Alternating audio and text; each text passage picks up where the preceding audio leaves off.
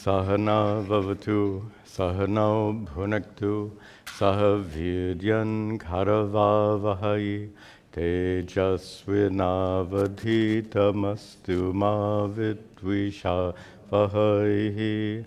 Om Shanti Shanti Shanti.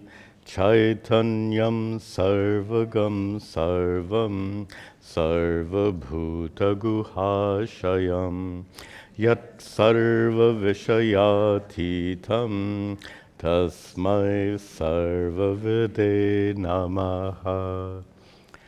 Very good. Welcome to you all, and Happy New Year to you if I haven't wished you before. We've had a bit of a break in this class because of the holidays. It's nice that we are resuming our study of Shankaracharya's Upadesha Sahasri. It's a brilliant text, and I think we've all been enjoying it quite a bit.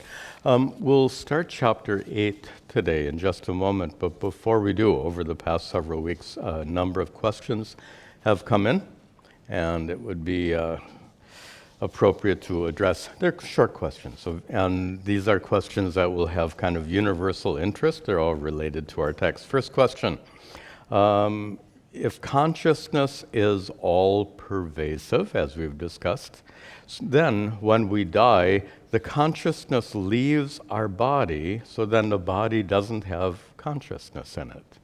Well, if consciousness is all-pervasive, consciousness is present even in the dead body. This is a common confusion. What leaves the body at death, as most of you have learned, is sukshma sharira, the subtle body, not consciousness. Consciousness can't leave the body. Consciousness can't go anywhere because it's already there, so to speak. So consciousness does not leave the body at the time of death. Consciousness remains in the body, just like consciousness is present in a rock. The rock is unable to manifest that consciousness because it lacks a sukshma sharira. In the same way, a dead body is unable to make that consciousness manifest because it lacks a sukshma sharira. Second question. I'll paraphrase. What is it that keeps us going in deep sleep? The questioner asks, is ego the basis that keeps you present as an individual in deep sleep? The more traditional way of phrasing this question is, why do you wake up from deep sleep? Why don't we just stay for sleep? Now, of course, in biology and neurology, neuroscience, there are plenty of reasons that you wake up from deep sleep. But there's an interesting answer to that question from the standpoint of the doctrine of karma. And that is, you wake up because of your karma. Suppose you went to bed and all of your karmas got exhausted at that moment, you wouldn't wake up. That's it. But ho gaya. Anyway, you get the idea. So it's due to karma that you wake up. And what is it that remains with you that causes you to wake up? You are connected to that karma through ignorance. We've had this discussion in other contexts. It is ignorance that connects you to your karma, and because ignorance remains present in deep sleep, that then connects you to karma and causes you to wake up. Last question. I like this question very much, and it's about something about in the teaching style here. Why at all use the word I for Chaitanya, consciousness, sakshi, witness? He says it causes confusion. Parabrahma is the only reality, and it is impersonal. So the reality, Brahman, is an impersonal reality. Consciousness is not an individual human being. Then why, and you've heard me do this, why is it that this teacher uses the word I to refer to consciousness? Why don't we make it use more impersonal language? And this is one of the things I learned from my guru. Not only did he teach us Vedanta, he taught us how to teach Vedanta. And there's a very important principle here. And that is, if we don't use the word I to refer to consciousness, your true nature, we convert all of this into philosophy. Philosophy is knowledge, abstract knowledge. Knowledge which doesn't have personal value. But as you know, Vedanta is not an abstract philosophy. Vedanta is a solution to the problem of suffering. Who suffers? I suffer.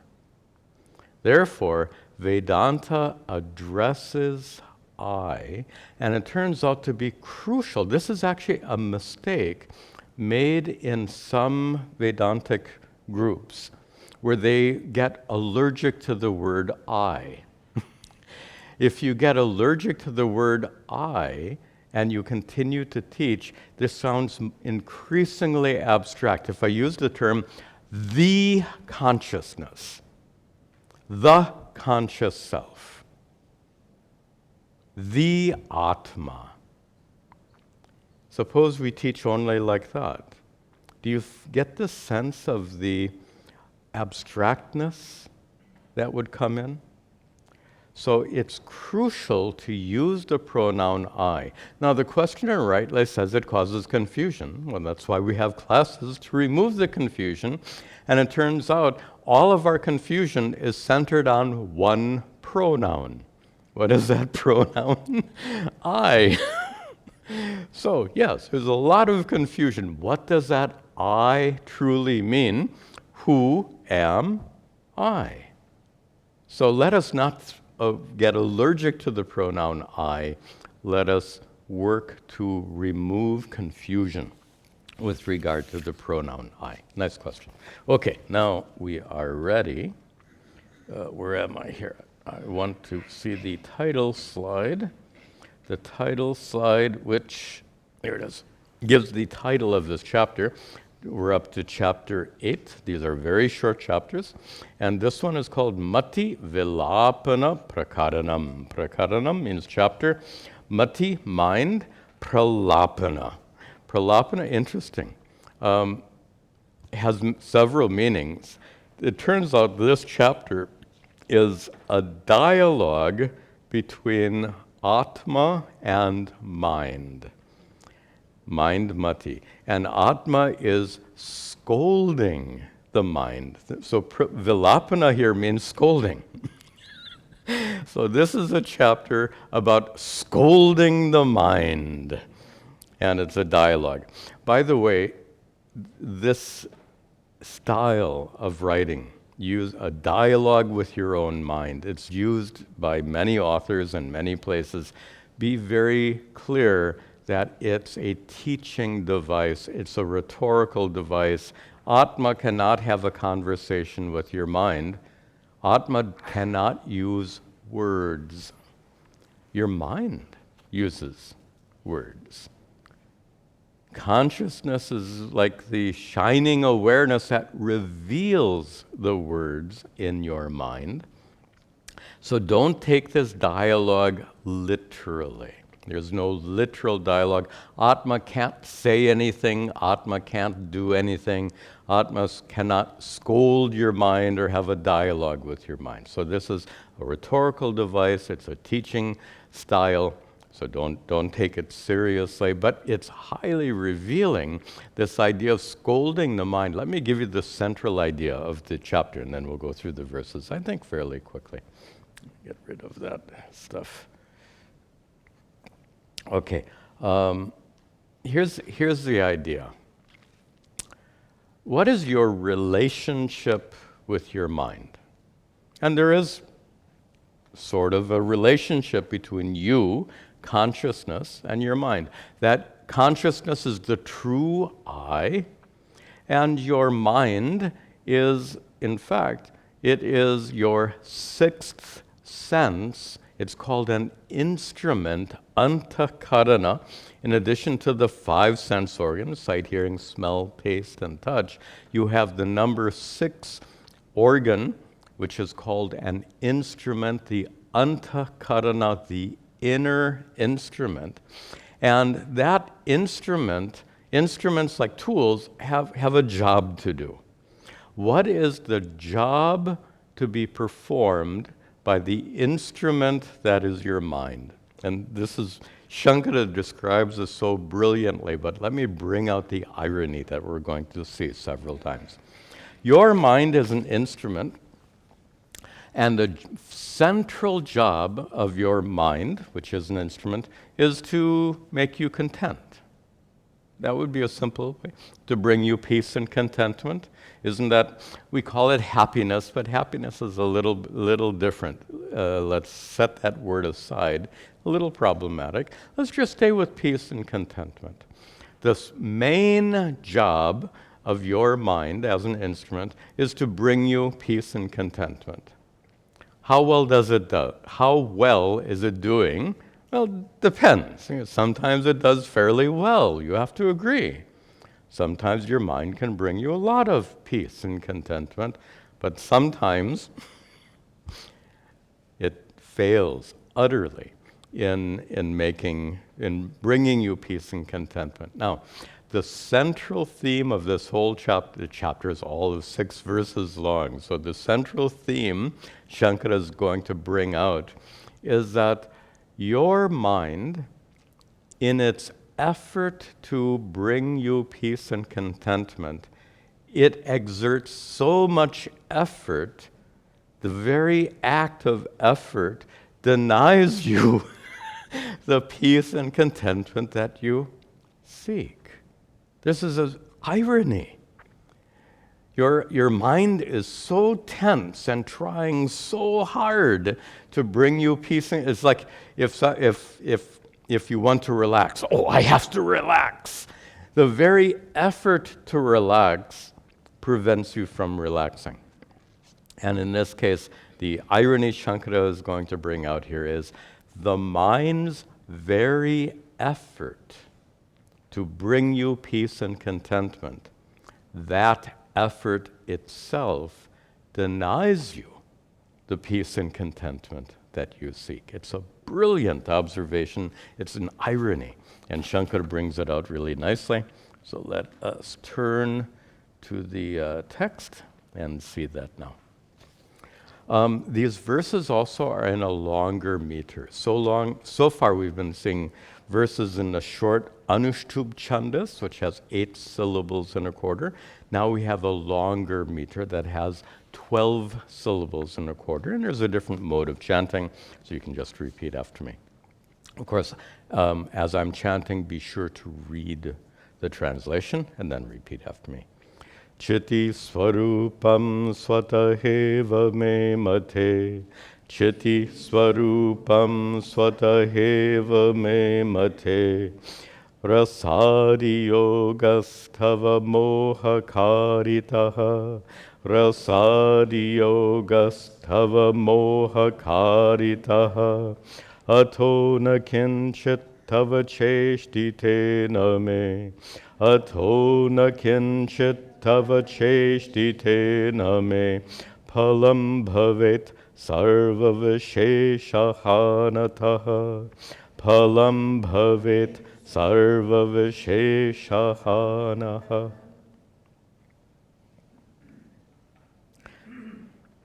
So, Shankara begins, mate, at the end of the first line. That's a term of address. O mind, mate, O mind, me, for me, swataha, for me myself who is chitti swarupam, whose nature is consciousness. Chitti here means consciousness. For me, whose nature is pure consciousness, rasa adi yogaha. The yoga here means some yoga connection. Connection with what? Rasa adi. Rasa means sense of taste. 1 of 5, so taste, smell, touch, sight, and hearing. These are the 5 means through which we experience the world. So rasa adi means etc. So rasadi here means simply experience of the world. Shankara uses some technical language, but that's what it means, experience of the world. Rasadi yoga, yoga here again, some yoga connection. Connection to experience of the world. O mind, for me, who am pure consciousness, connection to experience of the world is tava moha karitaha. It is karitaha, it is caused by tava moha, your ignorance. Connection for me, for pure consciousness, connection to worldly experience is due to your ignorance, the mind's ignorance. Now that yoga meaning connection, that's a key word here. And this connection is in the sense of being affected by worldly experience. We all experience ourselves as being affected by whatever happens around us in the world, by whatever happens in our bodies and minds. But as you've heard in this class and elsewhere, consciousness doesn't get affected by anything. Consciousness appears to be affected, just as this clear crystal appears to be orange. This crystal is utterly unaffected by the orangeness of the cloth. Clearly, the orangeness belongs to the cloth and not to the crystal. But there appears to be orangeness in the crystal, and if you were to say it is an orange crystal, you will have made a mistake. That's the ignorance. Tava moha, the ignorance that belongs to the mind. Now let's go to the mind.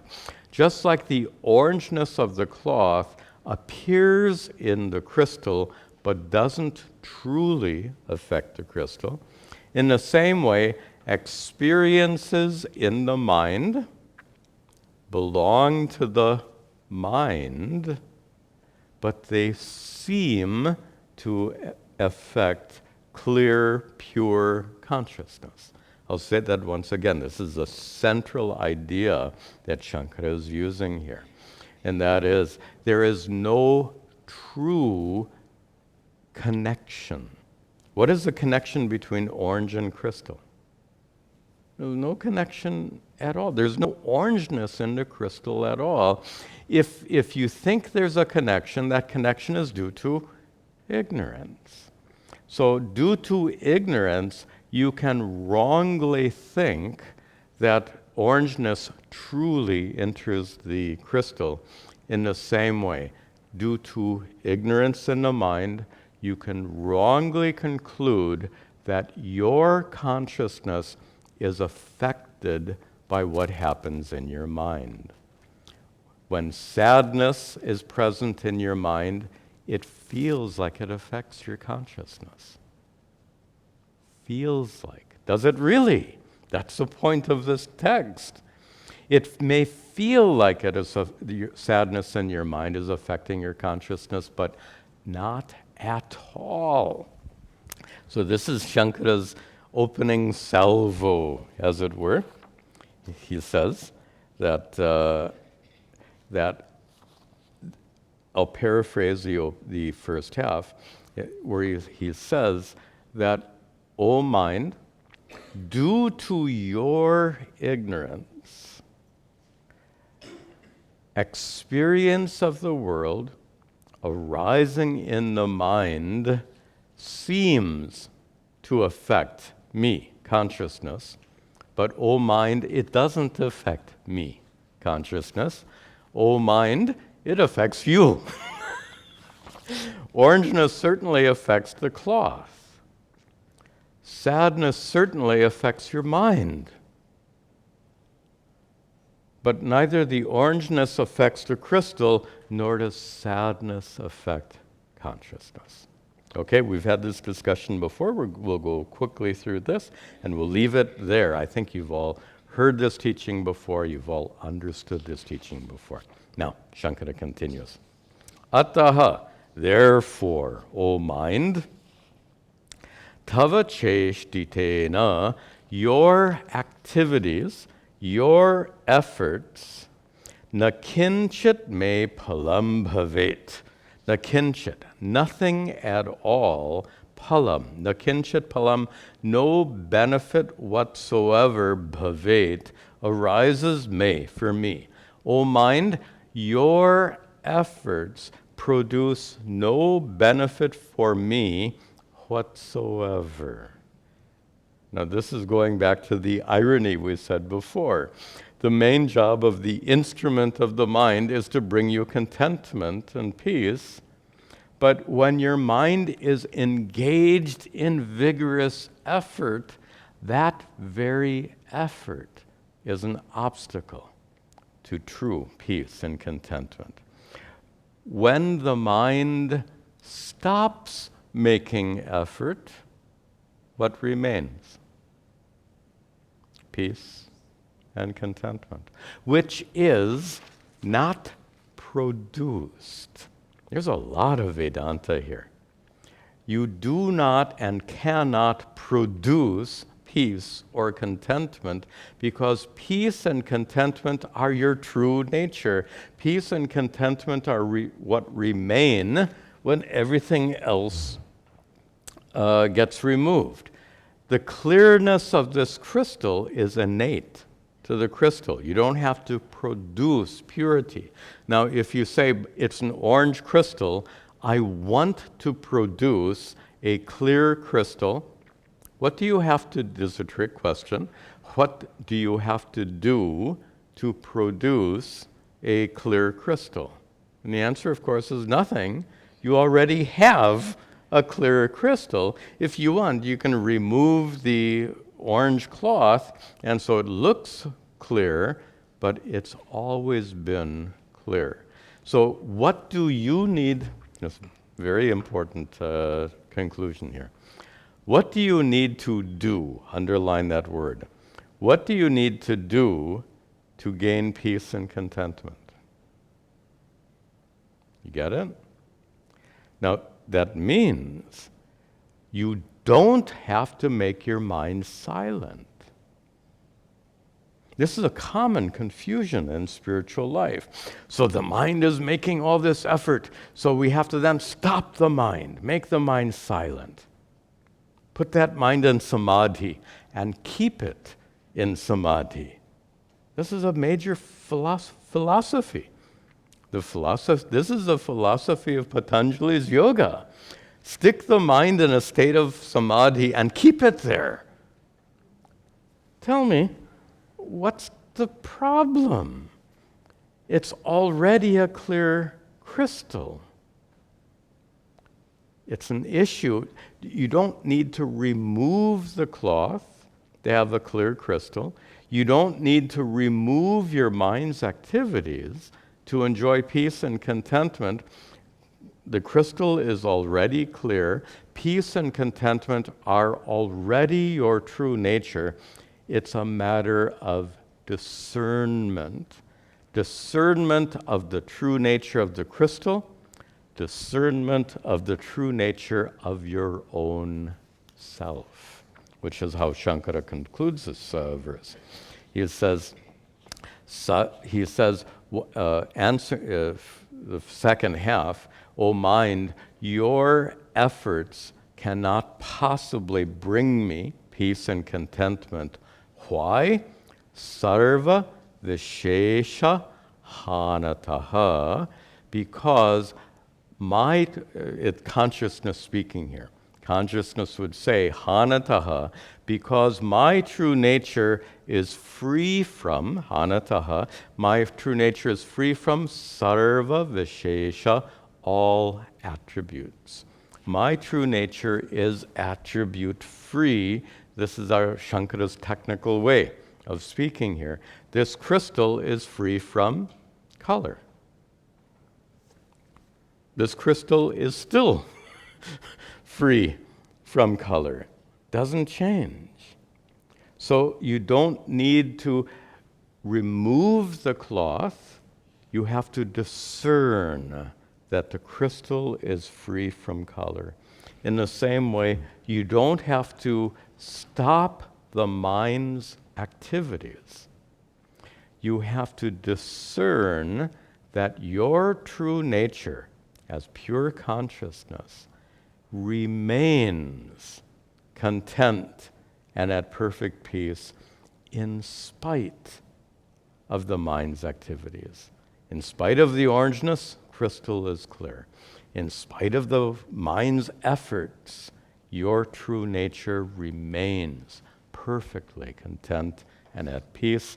It's a matter of understanding.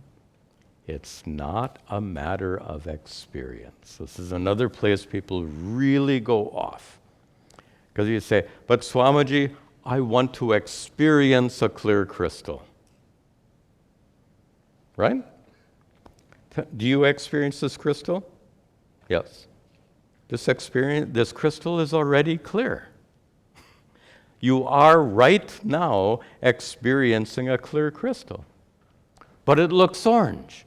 Okay. Orangeness is a mere appearance. It's not a reality. You can understand that.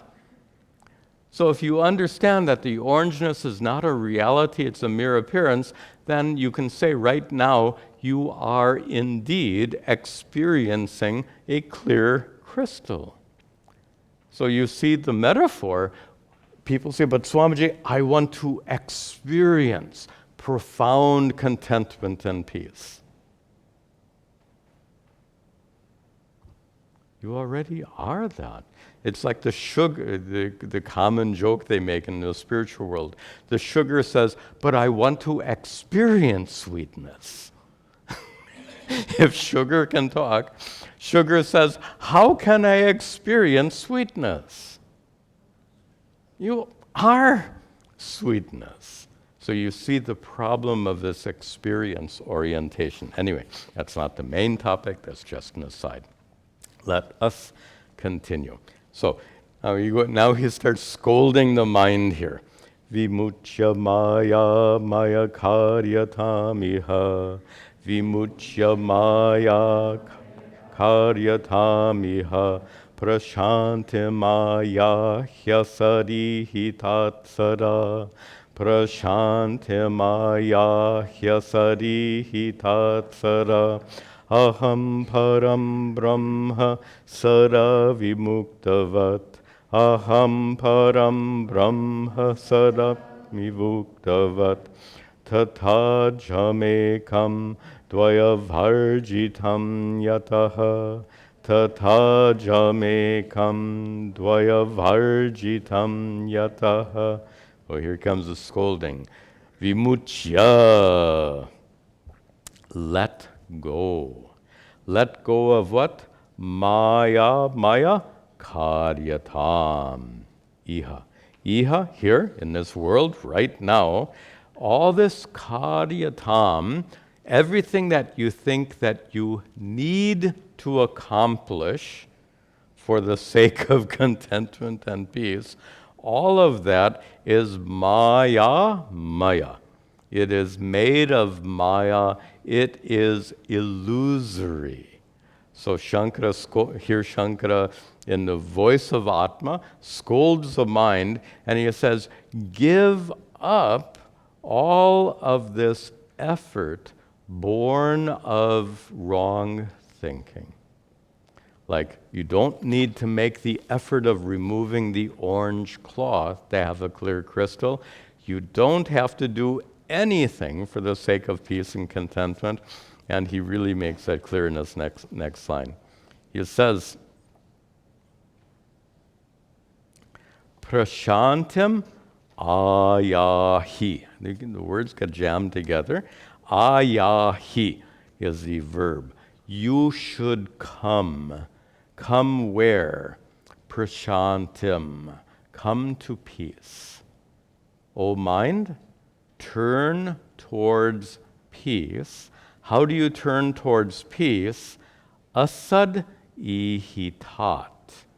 You turn away, you have to turn towards peace, you have to turn away from something. What do you turn away from? Asat-ihitat. Ihita can often mean desire. Here it means effort. So turn away from efforts, and the key word here is asat-ihitat.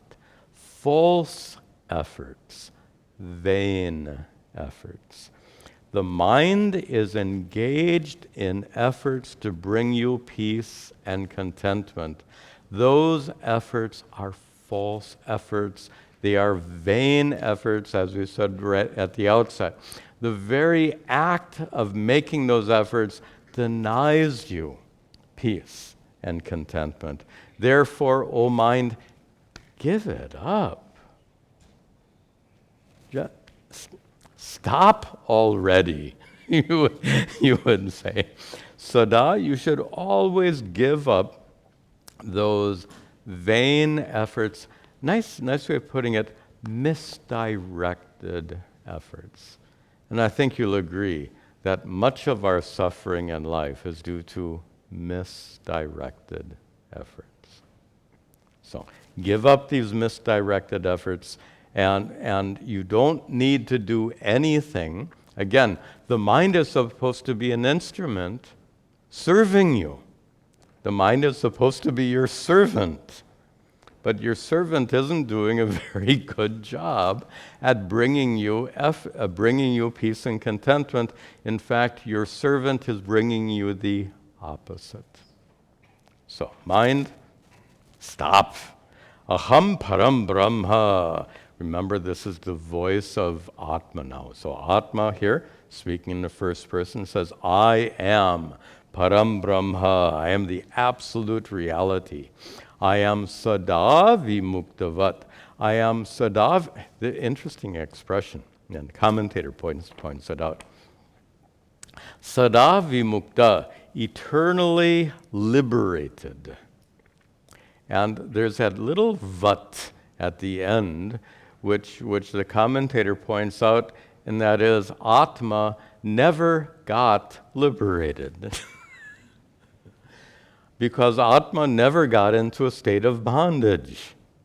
This whole concept of bondage and liberation is for the mind, as we've discussed here recently. Mana eva manushyanam karanam bandha mokshayoho. Your mind alone is the cause for bondage and moksha.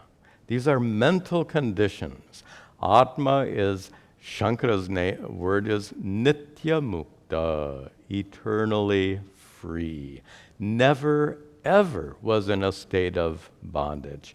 Never ever was without peace and contentment. Peace and contentment are innate to Atma. Tata, in the same way, the consciousness, which is your true nature, that I who's speaking here, is ajam, unborn. And unborn suggests unchanging. I am unchanging consciousness, ekam, that one unchanging consciousness, which is dvaya varjitam, which is free from duality. And that's actually Shankara is going to talk about that in the next class, in the next verse here. So the consciousness who is scolding the mind says, I am supreme reality, the non-dual reality because of which everything exists. You don't, and I'll just paraphrase now, O mind, if I am that absolute reality, you certainly don't need to do anything to bring me contentment. So stop trying so hard. By the way, this is a good place just to make a point. This is not to be interpreted as justification for lethargy or inactivity. Whatever needs to be done, you do it. You know, what's the big deal? if food has to get cooked, you cook it. If your car has to get repaired, you take it in for repair. If your body is ill, you take it into the doctor's repair shop, so to speak, and same thing. You take your car into the service shop, you take your body into the clinic, whatever needs to be done, do it. But you need not do it with that sense of urgency. The word effort has come here twice already. That effort that's I have to do this. That urgency is what makes you miserable. If you just do it, there's no problem. But when you have that urgency, I have to do it. If I don't do it, what will happen? This is how we make ourselves miserable. So please don't misunderstand this. This is not a justification for total inactivity or lethargy, but it's addressing the attitude with which you act. And let me put it in very concrete terms, if you act in life for the sake of peace and contentment, you've made this mistake. If you act in life for the sake of following dharma, whatever needs to be done, do it. Then you won't suffer. These are the two attitudes. If you act driven by raga and dvesha, you will suffer. If you act merely to fulfill your responsibilities, no suffering. Okay, let's continue. Sada cha bhuteshu samosmi kevalo.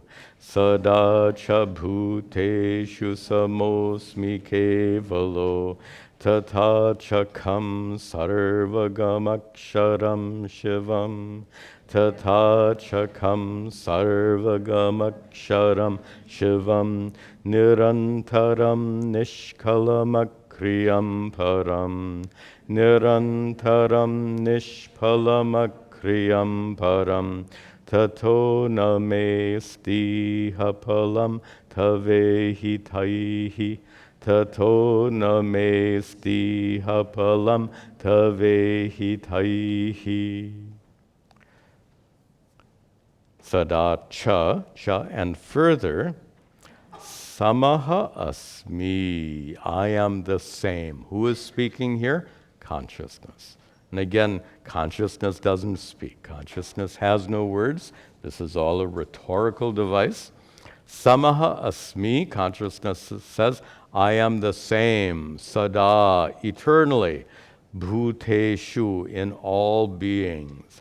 I abide eternally in all beings. How? Because I am kevalaha. Kevala literally means only, but in this context it means free from attributes. I am that consciousness which is free from attributes, abides identically in all beings. That's a little abstract. Suppose the nature of consciousness was to be sad. Suppose.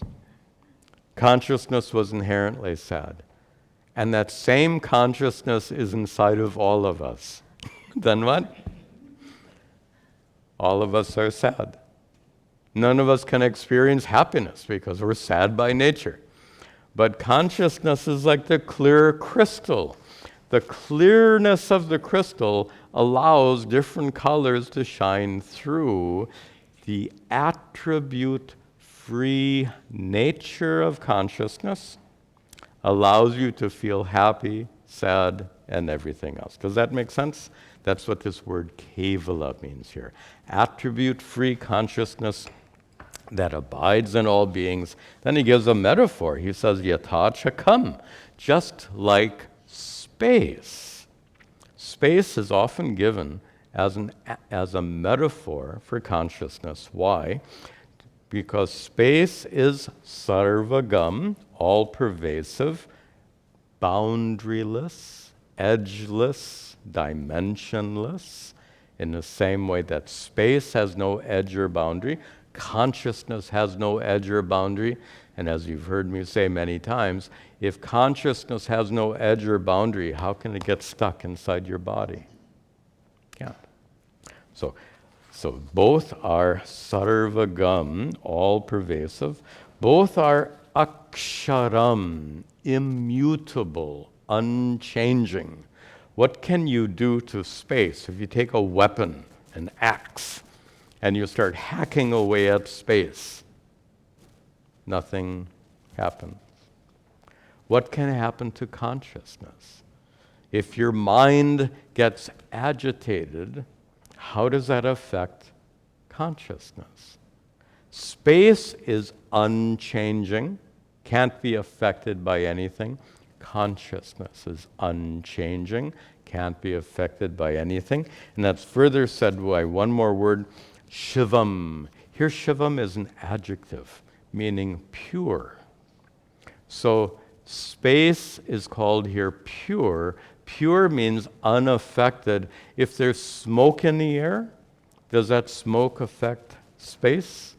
If clouds are floating around, how does that affect space? Whatever is floating around doesn't affect space at all. In the same way, whatever is floating around in your mind, so to speak, those clouds of sadness, plenty of them, clouds of anxiety, clouds of worry, clouds of frustration, clouds of anger, they're there. How do they affect you? Consciousness. That's the point. The clouds are a fact, but it's equally a fact that just as the appearance of orangeness is a fact, but it's equally a fact that the crystal is unaffected. The appearance of clouds of sadness in your mind is a fact, but it's equally a fact that those clouds of sadness don't affect consciousness at all. So Shankara compares here consciousness to space. But he says further, here the metaphor comes to an end, because actually it could even continue. In fact, the metaphor continues. So space, like consciousness, both are nirantaram. Doesn't have any variation from inside to outside. Same inside, same outside. That's true of space. Does space have an inside and outside? You get the point. Antaram means inside. Nirantaram, there is no inside. There's no inside because there's no outside. That's true of space.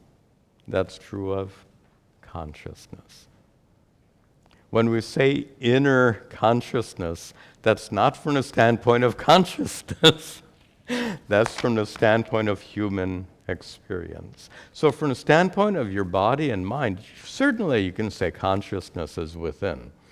But from the standpoint, and just like from the standpoint of this room, we can say space is within. But that's a very limited standpoint. From the standpoint of this room, space is within. But from the standpoint of space, the room is in space, right? So these are a matter of shifting perspectives here. So it's like space, consciousness has no inside or outside, nirantaram. Consciousness and like space are nishkalam. They don't have parts. We don't have an upper space and lower space, a left space and right space. In the same way, consciousness is partless, and both space and consciousness are akriyam. They're not engaged in any action. In fact, it's the underlying reality because of which actions take place. But space and consciousness themselves do not get engaged in action. They are, in that sense, param. In that sense, they are transcendent beyond worldly activities. Now Shankara comes back to his main point. He says, tataha, therefore, he was back to scolding the mind.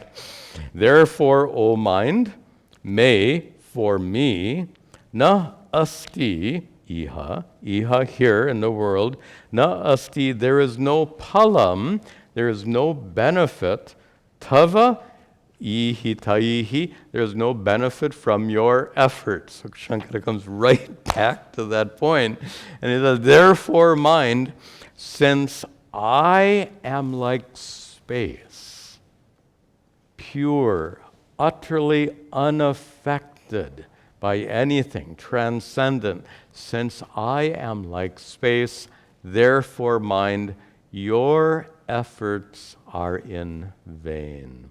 Your efforts to bring me peace and contentment are in vain, or to turn it into the irony, your efforts to bring me peace and contentment are self-defeating. The harder you try to bring me peace and contentment, the more you deny me that peace and contentment. The more you become, that's the wrong language, the more you become an obstacle. Mind, you become the problem that you're trying to solve. The mind is trying to solve the problem of the lack of contentment and peace. But the mind, through its misdirected effort, the mind itself becomes an obstacle. It becomes the problem.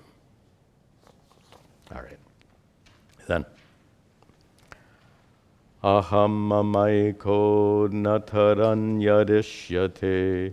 Aham mamaiko nataranyadishyate. Tata nakasyapyahamasmya sangataha. Tata chakasyapyahamasya sangataha. Asangarupo hamato name tvaya. Asangarupo hamato name tvaya. Kritena karyam tava chadvayatvataha. Kritena karyam tava chadvayatvataha. Good. It says, Aham ekaha. I am one. And again, who's speaking here? Consciousness, atma. Atma, consciousness, doesn't really speak, but using this rhetorical device, consciousness says, Aham ekaha. I am one, but now there's this further criteria here. Mama nataranyat ishyate. Mama, for me, nataranyat. There is nothing else, ishyate. Nothing else exists. I am one, and from my perspective, nothing else exists. Nothing exists for me. Nothing belongs to me. Here Shankara is making taking this idea of non-duality to another level and saying that non-duality, aham ekam, I am that one non-dual reality. But Shankara makes a point here that to be that one non-dual reality, let me use this term, it is a non-relational reality. Let me make the point. The language will just confuse you. The language is complex. Let me make the point more simply. Generally, everything has a relationship. My left hand has a relationship with my right hand. You have a relationship with me. Wherever there is one, there is two relationships, right? Which is why these teachings are not called monism. They're called non-duality. Wherever mono means one, wherever there's one, there's two. So biblical religions are monistic. There's one God. Well, in addition to one God, there's you and me and everything else. And of course, there can also be the shaitan, and the devil and Satan and all this other stuff. So whenever you have one, you have a relational situation. It's relationship. There's association. But here, we call this teaching Advaita, non-dual, not two. There is no second thing. There is only one thing. There is no second thing. Of course, the world of forms appears, but it's not a second thing. This is a huge topic just to understand it in a very simple way. When you dream at night, how many people are present? In your dream, there are lots of people. In fact, lots of things. You have cars and trees and houses and animals, all of this stuff in your dream and all those people in your dream, but really speaking, there's only one. And from the standpoint of you, the dreamer, what is your relationship between you, the dreamer, and we'll say a dog in your dream? Can you, the dreamer, say it's my dog? In order for the dream dog to be your dog, the dream dog needs to be as real as you. The dream dog is not as real as you. So even though in your dream it's my dog, in reality it can't possibly be your dog because the dream world is not as real as you. There is no relationship between the real you and the unreal dog. In order for there to be a relationship, the two things have to be in the same order of reality. There is a relationship between a dream person and a dream dog. Absolutely. The dream dog can bite the dream person. But that dream dog cannot bite you, the dreamer. You get the point. We'll leave it there. It is a non-relational reality. This is a philosophical term. When we're talking about non-duality, we're talking about a non-relational level of reality where there are no possible relationships because relationships depend on duality. For that reason, Shankara says in the first line, there is nothing that I possess, because that would violate the principle of non-duality. If I possess something that's in addition to me, duality is gone. If I am the only reality, remember it's consciousness speaking now, since consciousness says I am the only reality, there's nothing for consciousness to possess. And the flip side is also true. He says in the second line, tata, in the same way, na kasya api aham asmi asmi. You stop there.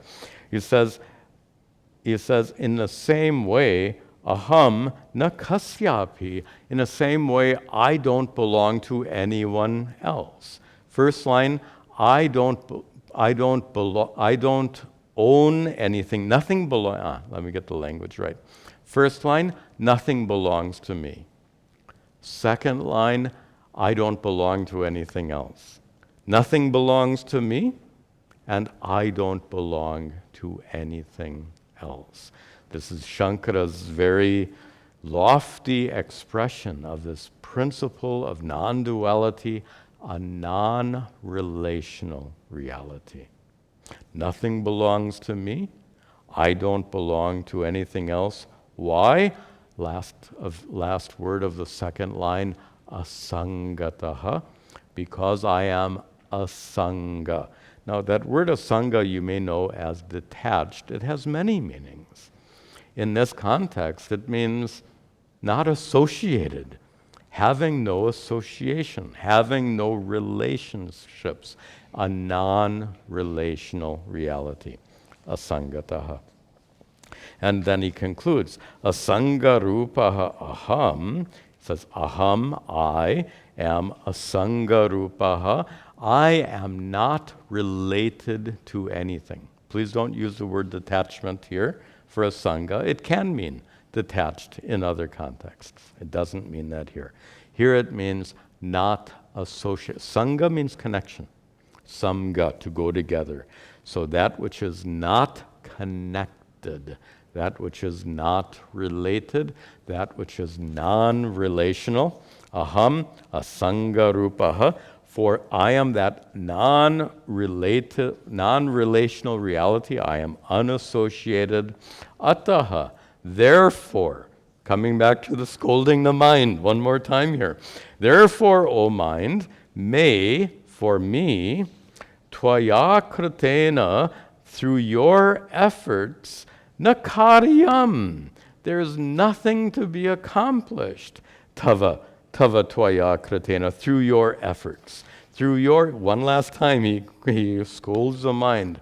O mind, through your efforts, there is nothing to be accomplished for me. Why? Because I am this non-relational reality. Now that's a little abstract. Let's try to make it clear. Suppose there's someone in your dream.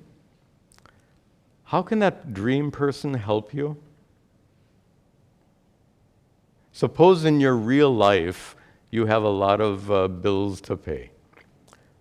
Can that dream person, you see where this is going, let that dream person go to work, or no, let the dream person win the lottery. And then with all that money, you can pay off your debts. You get the point. There is no relationship between that dream person and you. That dream person represents your mind, like the dream person is not as real as you, the dreamer. In the same way, your mind is not as real as you, the conscious being. Excuse me. Remember, our definition of reality is that which doesn't come and go. Your mind comes and goes every day and night. Every night in deep sleep, your mind is gone. Your mind, we say, is a lower level of reality. Just like the dream is a lower level of reality. So therefore, just like the dream lottery player can't win a lot of money and help you, the dreamer, in the same way your mind can't do anything to bring you peace and contentment. And let's remember the irony here. Your mind can't bring you peace and contentment because you already are innately peaceful and content. That's the irony. Shankara reiterates it here. And with that, he concludes his teachings and ends the chapter with two little verses which are cute. We'll see that just a moment. So now Shankara wants to explain why he imagined this dialogue. So Shankara knows very well that Atma can't talk. So Shankara wants to explain here, why did he put this teaching into the form of this imaginary dialogue?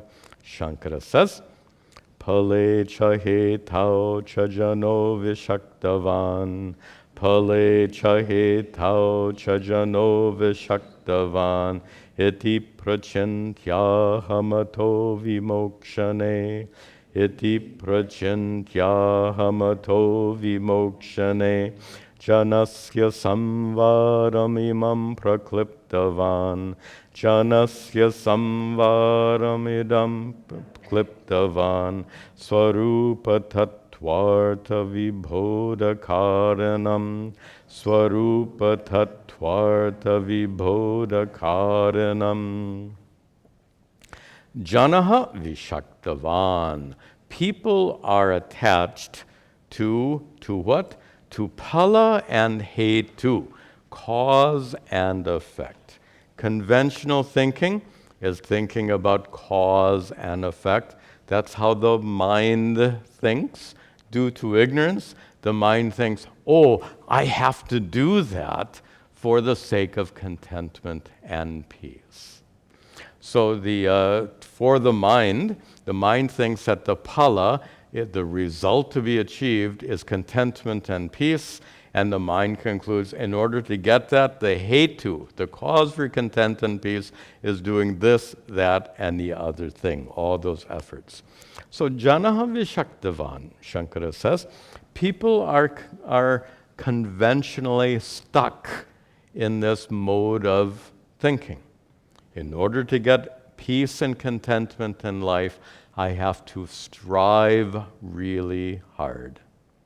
That's like, and I want to, again, that irony. In order to relax, I have to try to relax really hard. That's the irony. And look at the irony. In order to relax, I have to try really hard to relax. In order to gain contentment and peace in life, I have to try really hard. That's the irony. Iti prachantya, reflecting on this conventional way of thinking that people have, Shankara says, ataha, for this reason, aham, I, and the next line, I prakliptavan, I have composed. By the way, for our Sanskrit students, one of the few times you see the vowel, klr, lr, is the vowel here. Aham prakliptavan, I have composed. By the way, this is Shankara speaking to us. Through the ages, Shankara says, aham prakliptavan, I have composed, imam samvadam, I have composed this dialogue between consciousness and mind. Why have I composed this dialogue between Atma and mind? Vimokshane, for the sake of liberation, janasya, of all people.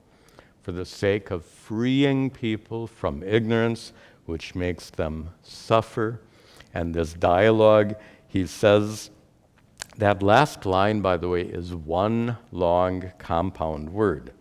He says, this dialogue is swarupa tattva artha vibodha karanam.